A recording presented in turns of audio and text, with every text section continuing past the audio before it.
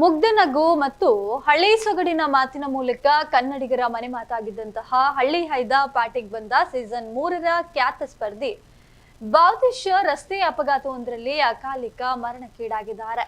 ಉತ್ತರ ಕನ್ನಡ ಜಿಲ್ಲೆಯ ಯಲ್ಲಾಪುರ ತಾಲೂಕಿನ ಕೋಳಿಕೆರೆ ಸಮೀಪ ಸಂಭವಿಸಿದ ಭೀಕರ ದುರಂತದಲ್ಲಿ ಈ ಯುವ ಪ್ರತಿಭೆ ಸ್ಥಳದಲ್ಲೇ ಕೊನೆಯುಸಿರೆಳೆದಿದ್ದಾರೆ.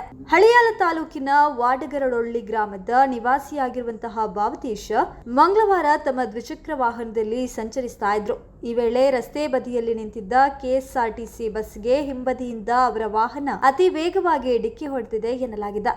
ಡಿಕ್ಕಿಯ ರಭಸ ಎಷ್ಟಿತ್ತೆಂದ್ರೆ ದ್ವಿಚಕ್ರ ವಾಹನಕ್ಕೆ ತಕ್ಷಣ ಬೆಂಕಿ ಹೊತ್ತಿಕೊಂಡಿದ್ದು ಗಂಭೀರವಾಗಿ ಗಾಯಗೊಂಡಿದ್ದ ಬಾವತೇಶ್ ಸ್ಥಳದಲ್ಲೇ ಪ್ರಾಣ ಬಿಟ್ಟಿದ್ದಾರೆ. ಸ್ಟಾರ್ ಸುವರ್ಣ ವಾಹಿನಿಯ ಜನಪ್ರಿಯ ರಿಯಾಲಿಟಿ ಶೋ ಮೂಲಕ ಹಳ್ಳಿಯ ಪ್ರತಿಭೆಯಾಗಿ ಗುರುತಿಸಿಕೊಂಡಿದ್ದ ಬಾವತೇಶ್ ತಮ್ಮ ವಿಭಿನ್ನ ಮ್ಯಾನರಿಸಂನಿಂದಲೇ ಅಭಿಮಾನಿಗಳ ನೆಚ್ಚಿನ ಸ್ಪರ್ಧಿಯಾಗಿದ್ರು.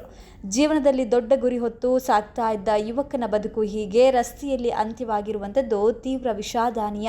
ಅವರ ಅನಿರೀಕ್ಷಿತ ಸಾವು ಕುಟುಂಬಸ್ಥರು ಹಾಗೂ ಸಾವಿರಾರು ಅಭಿಮಾನಿಗಳನ್ನ ಕಣ್ಣೀರಲ್ಲಿ ಮುಳುಗಿಸಿದ.